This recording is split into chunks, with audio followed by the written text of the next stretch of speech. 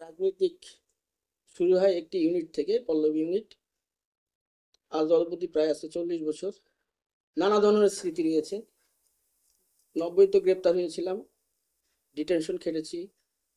পর্যায়ক্রমে এই স্বৈরাচার আসার পর থেকেই 13 সালে গ্রেপ্তার হলাম, 14 সালে গ্রেপ্তার হলাম, 15 সালে গ্রেপ্তার হলাম, 18 সালেও গ্রেপ্তার হয়েছি। সবচেয়ে যে স্মৃতিটি মনে পড়ে সেটা হলো পল্লবী থানা। আমাকে 2 দিন গুম রাখা হয়েছিল। প্রতিটি মুহূর্ত মনে হয়েছে এই বোধহয় জীবন শেষ। বিভিন্ন ধরনের ভয়ভীতি, অজুকর, কলেমা পড়, কার কথা তোর মনে পড়ে, দল একটা শেষ সুযোগ দিব কথা বলার। তখন নির্যাতন যারা সচক্ষে দেখেছে হয়তো বলতে পারিনি। আমরা একটা দখল করি, এটা গণতান্ত্রিক দেশে সকলের অধিকার রয়েছে আপনার মত প্রকাশের, বলার এবং স্বাধীনতা। দীর্ঘ 15 বছর আমরা সেই স্বাধীনতাটা পাইনি, গণতান্ত্রিক অধিকার পাইনি, ভোটের অধিকার পাইনি। সেই জন্য জনগণের সাথে, দেশের সাথে আমরা একটি দলের হয়ে কাজ করেছি। সেই দলের কর্মী হওয়াতে স্বৈররানী শেখ হাসিনা ওয়াজেদের যে শাসন ব্যবস্থা, সেই শাসন যত প্রকার নির্যাতন আমাদের কর্মীদের উপর হয়েছে, সেই পল্লবী থানার ঘটনাটি তখন ছিলেন ওসি দাদন ফকির। আপনাদের দাদন ফকির এবং মিরপুর থানা ওসি ছিল ওসি সালাউদ্দিন। এদিকে যতগুলি লাশ পাওয়া যেত সগীব, সালাউদ্দিন সাহেব এবং দাদন ফকির। সেই দাদন ফকির 2 দিন আমাকে গুম রাখলেন। যাই হোক, আপনাদের দোয়ায়, সকলের দোয়ায় একদিন নিয়ে গেছিল শাহগুপ্তা নামক একটা রাস্তা, নিয়ে গিয়ে চোখ বেঁধে, সঙ্গে 2-4 জন। তো সেদিন তো আমরা নাই। তো আল্লাহর কাছে দোয়া করলাম, 3টা ছোট ছোট সন্তান, তাদের চেহারাটাই ভাবছিল যে আল্লাহ তোমার সন্তান দিয়ে তোমরা দেখো। শাহগুপ্তাতে যেতে ভাবলাম, চোখ বাঁধা তো আমি, যদি এই এলাকার সন্তান 40 বেড়েছি, রাস্তাঘাট কিছু হইলে বুঝতে পারি, চোখ বাঁধা থাকলো। শাহগুপ্তা চোখ বেঁধিল, দৌড়া, সবাই অস্ত্র তাক করা। আমি দৌড়ালাম না, যে মারতে এলাম সামনে মার। বারবারই সন্তানের কথা বেশি চিন্তা করতেছিল।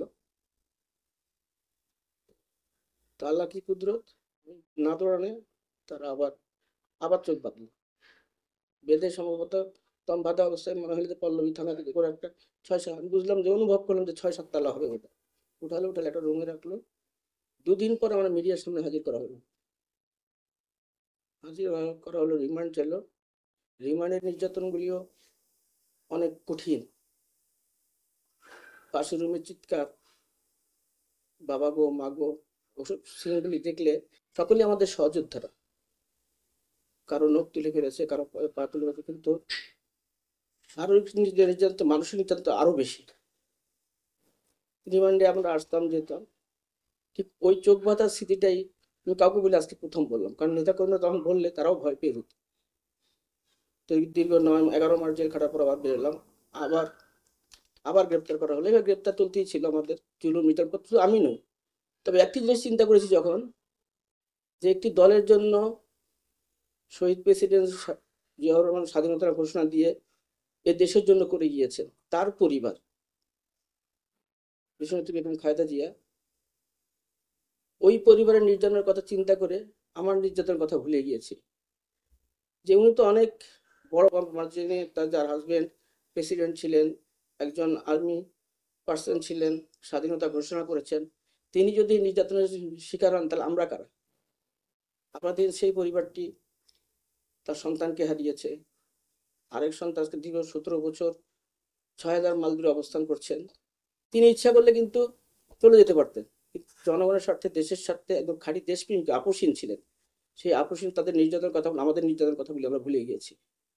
তো নির্যাতন যতই হোক, বাংলাদেশের জনগণ এবং সহকর্মীরা যে সাহস দেখিয়েছে, যে একটি ছিল নির্যাতন ভয়ে অন্য কোনো পার্টিতে ত্যাগ যায়নি বা আওয়ামী লীগে যোগদান করি, তারা কিন্তু লড়ে গিয়েছে। সেই লড়ে যাওয়ার ফল আমরা পেলাম, ছাত্র জনতার কাঙ্ক্ষিত আনন্দনামার শরীরে শেখ হাসিনা ওয়াজেদ পালিয়ে গেলেন। তিনি কিন্তু শহীদ প্রেসিডেন্ট জিয়াউর রহমানের স্মৃতিবিদ 36 বছরের বাড়ি থেকে দেশনেত্রী বেগম খালেদা জিয়াকে এক কাপড়ে বের করে দিলেন। দেখেন, আল্লাহ কিন্তু আছেই, আল্লাহর একটা বিচার রয়েছে সরজমিনেই আপনারাও দেখতে পাচ্ছেন। এদেশের জনগণের ভয়ে সে পালিয়ে গেল।